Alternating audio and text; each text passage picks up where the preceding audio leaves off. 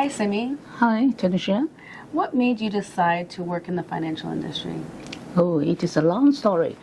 Actually, I was recruited by the management fund company, and he was my colleague when we were working in a bank in Hong Kong. And by the time when we met, actually, I was struggling my life. I just immigrated in Canada, and then because my husband's salary is not enough for the living of five together. And then so I have two part-time jobs as well as a customer service at that time. And he reminded me of my financial background as well as the personal skill when I work in a bank. And he also make a suggestion that why not I'm going to make a change in order to improve my life in the future. And then it took me to think about, oh, should I keep on with the lifestyle now, or how do I improve my future? So I accept his suggestion and I joined this field. I had my life license and the mutual fund license at the same time, and I had a thorough training of 3 weeks from 8 to 5 as well. We learned about the presentation, how to speak in front of client, as well as product training, personal skill training, presentation, and as well as the computer training. That's amazing because I learned a lot of things from the training section. And most of all, I find that it is quite challenging because these are the things I haven't learned before, and I don't really think of I can speak up in front of so many people. Okay, so it is really a kind of good practice as well as experience when I joined this field. Thank you for sharing. You're welcome. Your story sounds very similar to mine. Oh, I would like to hear about that. Well, a few years ago, I was working a lot of shift work, working in the community. I worked overnights. I worked for 2 different organizations to adequately provide for my family. At the time, I had 2 kids, and it kind of allowed me the flexibility to kind of still see them grow. I wasn't too busy to watch my kids grow. For example, participate in outings with their class, volunteering in their classrooms, things like that, helping with homework. Because the life of a mom is very busy. You have to work. One income is not enough in the family, so you have to work, and someone has to help raise the kids. And so you can't be too tired to raise your kids, because after that time has passed, you cannot get that time back. Mm-hmm. So I decided to go back to school because the shift work was a lot on me physically. And I felt that if I went back to school and specialize on some skills, then I could learn to work smarter. And during the time of my studies, I was introduced to a financial advisor. Remember? Yes. We were introduced. And we were introduced by a very close friend. So that meant that I could trust her, right? And I could ask all the questions that I wanted to ask, because the truth is a lot of people don't talk about financial literacy. They don't teach that in elementary school. They don't teach that in high school. In my time, I didn't learn that, and I didn't learn it at home either, because I felt like there's just a lot of taboo around it. People just don't talk about it. If you ask anybody about it, nobody really has the answers. And then, you know, there's a lot of concern over who you're speaking to, and can you trust them? So I was really excited to meet somebody that was trustworthy enough to talk to. And after meeting with her for a few times, I decided to join. And I was excited to join because it meant that I got to learn a lot more about the financial industry. I got to meet a lot of different people. I got to learn about different products. And I also obtained my financial advisor license, my life license. And I did that while I was pregnant and I had a small baby. So it's definitely doable.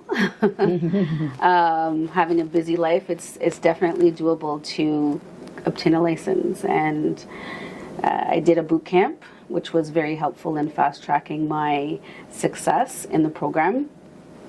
And I got to meet a lot of people. It's nice to be in a setting where you get to meet people who love what they do. There's a lot of times where I was working before, a lot of people were kind of grumpy with the positions that they held, and it didn't make me want to move up into the companies because it's like you don't even seem that happy about what you're doing, and why would I really want to work towards doing what you're doing? So I was really excited and refreshed to come into a different industry and seeing people happy, wanting to help other people, and so here I am. So Simi, I notice you have quite a lifestyle. How do you manage it? Oh, it is one of the benefits being a financial advisor. It is very rewarding, and because while I was away on vacation, I will on vacation for a month or sometimes twice a year, at least once a year.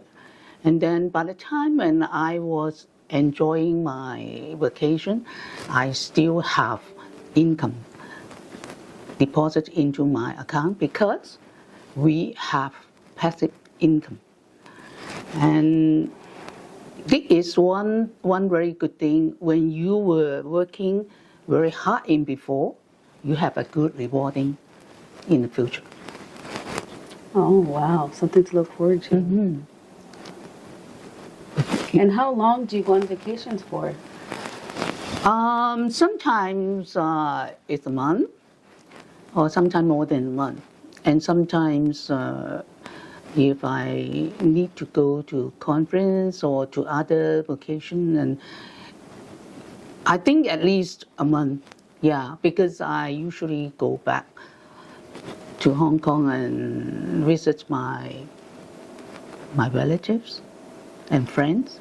I have so many friends in Hong Kong, so this a place I usually go to visit, and then I will unite it with my other sisters and brother. We'll go to other places. There is one stop in Hong Kong first, and then we'll go to other places together. Oh, wow. That sounds exciting. Spending time with family that's overseas and spending quality time with them. Because we plan every year we meet together. There is a reunion. And then when we stop in Hong Kong, and then we will start to other places, to go to visit other places. Sometimes we go to Korea, Japan, or Singapore, and sometimes we join the cruise to Europe at that time, yeah. I would love to have that lifestyle. Oh. I do have a lot of family dispersed all over the U.S. and in Jamaica, and I'd love to be able to spend time visiting them. And also on Ivory Coast, I would love to travel and spend time with my family. One of the challenges of working in the community is the pay.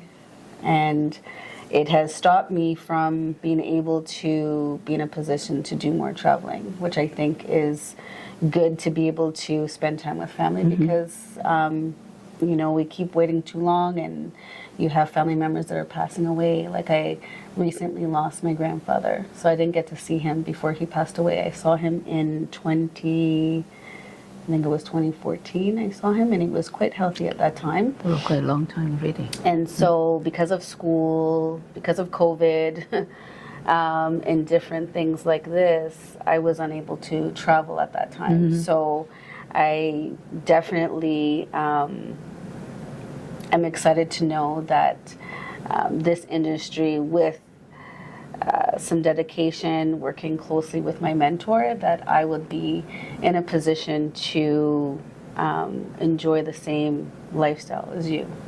Great. So thank you. So Simi, what would you advise a new financial advisor like myself? Oh, I think most important is to open your heart. You know what that means? It's taking care of your client, be customized, and really try to be trustworthy to help your client. Second thing is to open your mind. That means as a gold digger. A gold digger. Right, not the gold. Yes, a gold digger. I know you have a lot of, you have your goal. You want to be a business owner, so you join this field. But do you think you are in the right track as well? So you need to be a goal digger that motivate you to work harder and to work in a more disciplined way. Okay? Yes. And then the most important thing I think is when every morning you grab a cup of coffee, and you should have a self-confidence in the other hand. That's very important. If you don't have self-confidence, you cannot succeed in anything. Do you agree? I agree. Thank you for joining Wealth Navigator. Please click like and share, and goodbye.